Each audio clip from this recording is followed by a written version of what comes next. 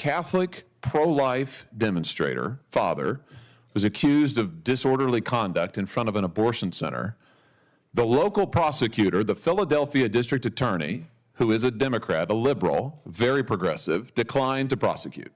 There was a private suit that got dismissed. And then after all of that, your Justice Department sent between 20 and 30 armed agents in the early morning hours to the Houck's private residence to arrest this guy after he had offered to turn himself in voluntarily. Here's the photo. Once again, you can see the long guns, you can see the ballistic shields, you can see that they're wearing bulletproof vests. Why did the Justice Department do this? Why did you send 20 to 30 SWAT-style agents and a SWAT-style team to this guy's house when everybody else had declined to prosecute and he'd offered to turn himself in? Determinations of how to make arrests under arrest warrants are made based by the tactical operators in the... Okay, so you just saw that clip. And if your jaw isn't on the floor right now, I honestly don't know what to tell you. That is Senator Josh Hawley grilling Attorney General Merrick Garland. And it is one of the most compelling exchanges I have seen in a congressional hearing in a long time. Now I want you to watch this full video with me, because what Hawley is doing here is not just political grandstanding. This man came prepared. He came with photos, documents, and hard facts, and he is asking the kinds of questions that more of our elected officials should be asking on behalf of ordinary Americans. We are talking about a father of 7 who had already offered to turn himself in, already been cleared by a local prosecutor, and the DOJ still sent what looks like a small army to his front door. His kids were screaming. Think about that for a second. And then on top of all that, there is an FBI memo talking about placing informants inside Catholic churches. In America, I have a lot of thoughts, and we are going to get into all of it together after we watch the full video. But before we do, if you are new here, hit subscribe, because this is exactly the kind of content we cover on this channel. Real accountability, real conversations, no spin. Drop a comment below with your first reaction to that clip. I want to know what you are thinking. All right, let's... Mr. Chairman, Attorney General Garland, let me just ask you, does your department have a problem with anti-Catholic bias? Our department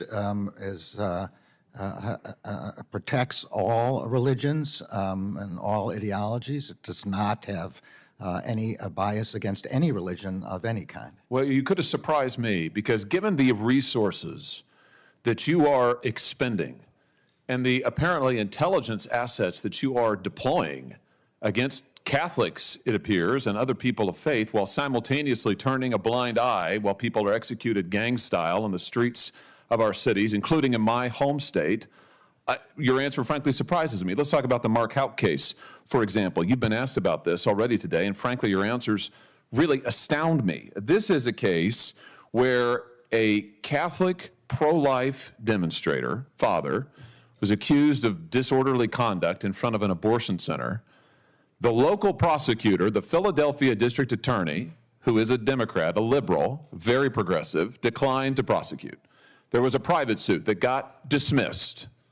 And then after all of that, your Justice Department sent between 20 and 30 armed agents in the early morning hours to the Houck's private residence to arrest this guy after he had offered to turn himself in voluntarily. Here's the photo. Once again, you can see the long guns, you can see the ballistic shields, you can see that they're wearing bulletproof vests. Why did the Justice Department do this? Why did you send 20 to 30 SWAT-style agents and a SWAT-style team to this guy's house when everybody else had declined to prosecute and he'd offered to turn himself in? Determinations of how to make arrests under arrest warrants are made based by the tactical operators in the district. They are not. But you surely looked into it by this point, right? You know the answer, surely. All I know is what the FBI has said, which is that they made decisions on the ground as to what was safest and easiest. So you do not agree with your description of what happened on the scene. You don't agree with my description. I'm pointing out what the photo is. There are agents here who have long guns and ballistic shields. Let's take a look at the hardened criminals that your Justice Department sent these armed agents to go terrorize on that morning. Here they are. Here they are at Mass. Here's the 7 children with Mr. Houck and his wife. In this early morning, they were all at home. Mrs. Houck has said repeatedly the children were screaming. They feared for their lives. You got these agents demanding that he come out. They've got the guns, she said, pointing at the house and at them. He has offered to turn himself in. And this is who you go to terrorize. What's really interesting to me is this seems to directly contradict your own memorandum about the use of force at the Justice Department.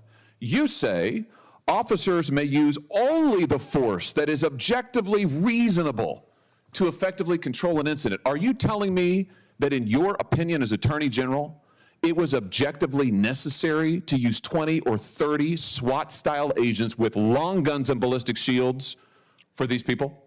What I'm saying is that decisions about how to go about this were made on the ground by FBI agents. So you're saying you don't know? I'm saying what I just said. Which is that you're abdicating responsibility? I'm not abdicating responsibility. Then give me the answer. Do you think, in your opinion, you are the Attorney General of the United States, you are in charge of the Justice Department, and yes, sir, you are responsible. So give me an answer. The FBI does not agree with your description. I'm not asking about the FBI. You are the Attorney General. Give me your answer. Do you think that it was objectively reasonable and they followed your guidelines in sending 20 to 30 armed agents to terrorize these people? Yes or no? The facts I have, which are those presented by the FBI, are not consistent with your description. So you think it was reasonable? I'm saying the facts are not as you describe. What, that the children weren't there? That there weren't long guns there? That there weren't agents? What do you dispute? What's the factual premise you dispute? Be specific. FBI said they don't agree with your description of... Be specific. They don't agree with what?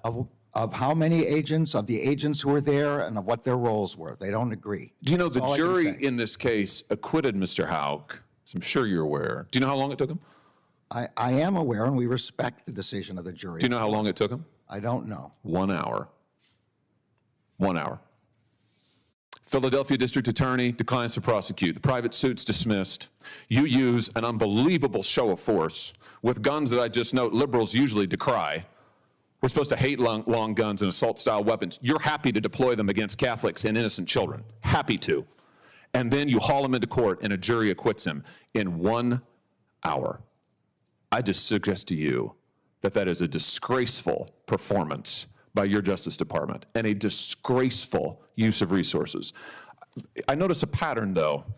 The FBI field office in Richmond on the 23rd of January of this year issued a memorandum in which they advocated for, and I quote, the exploration of new avenues for tripwire and source development against traditionalist Catholics, it's their language, including those who favor the Latin Mass.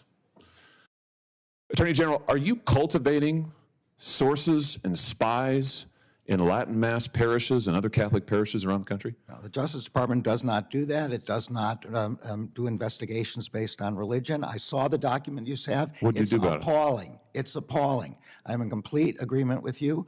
I understand that the FBI has withdrawn it, and it's now looking into how this could ever have happened. How did it happen? That's what they're looking into. But I'm totally in agreement with you. That document is appalling. I'll tell you how it happened. This memorandum, which is supposed to be intelligent, cites extensively the Southern Poverty Law Center, which goes on to identify all of these different Catholics as being part of hate groups. Is this how the FBI, under your direction and leadership, is this how they do their intelligence work? They look at left-wing advocacy groups to target Catholics? Is this what's going on? I mean, clearly it is. How is this happening? The FBI is not targeting Catholics, and as I've said, this is an inappropriate memorandum, and it doesn't reflect the methods that the FBI is supposed to be using. It should not be relying on any single organization without doing its own work. Let me just ask you, as my time expires here, a very direct question. How many informants do you have in Catholic churches across America? I don't know, and I don't believe we have any informants aimed at Catholic churches. We have a rule against investigations based on First Amendment activity, and Catholic churches are obviously First Amendment activity. But I don't know the specific answer to your question. You don't know the specifics of anything, it seems, but apparently on your watch, this Justice Department is targeting Catholics, targeting people of faith, specifically for their faith views. And Mr. Attorney General, I'll just say to you, it's a disgrace.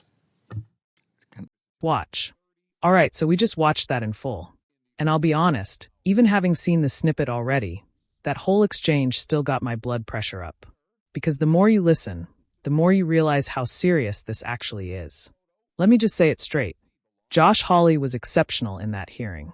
And I don't say that lightly, because most congressional hearings are just theater. Politicians talk in circles, witnesses dodge questions, nobody gets anywhere. But Hawley walked in with a strategy.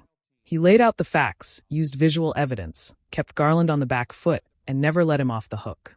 That is what real oversight looks like. Now, the Houck case is really the heart of this. A Catholic father of 7 gets into a minor altercation outside an abortion clinic. The Philadelphia DA, a progressive Democrat, looks at it and says it is not worth prosecuting. A private civil suit also gets dismissed. By every reasonable measure, this case was done. And yet the DOJ sends 20 to 30 agents with long guns and ballistic shields to a house full of children in the early hours of the morning, when the man had already offered to turn himself in. That is not law enforcement. That is intimidation. That is a message being sent to people of faith that says we are watching you. And Garland's response? Decisions were made on the ground by tactical operators. That is it. That is the Attorney General of the United States telling a sitting senator that he doesn't really know what happened, and it wasn't really his call. Hawley was right to call that out.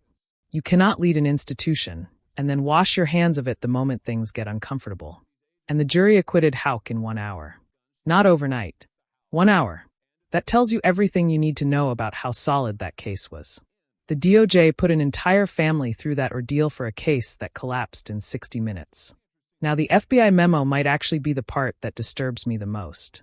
A Richmond field office put out a memo calling for informants inside traditionalist Catholic communities, specifically targeting people who attend the Latin Massachusetts. And their source for all of this? The Southern Poverty Law Center, a left-wing advocacy group with a well-documented history of labeling mainstream religious organizations as hate groups. That is how the FBI is building its intelligence cases now, outsourcing threat assessments to activist groups and using that to justify surveilling churchgoers. Garland called the memo appalling and fine. At least he didn't defend it. But the question Hawley asked that never got a real answer is the one that matters most. How did this happen? Who approved it? Who signed off on targeting an entire religious group based on activist source material? Those answers never came. This is not about being anti-government or anti-law enforcement. Institutions only stay trustworthy when they are held accountable. And what Hawley did in that hearing room was hold a very powerful institution to account on behalf of people who had no other voice in that room. That family, those 7 kids, every person sitting in a Catholic church on a Sunday morning wondering if their government sees them as a threat. That is why this matters. Share this video, talk about it, because the more people who see this exchange, the better.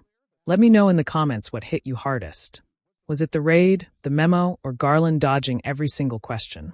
I will see you in the next one.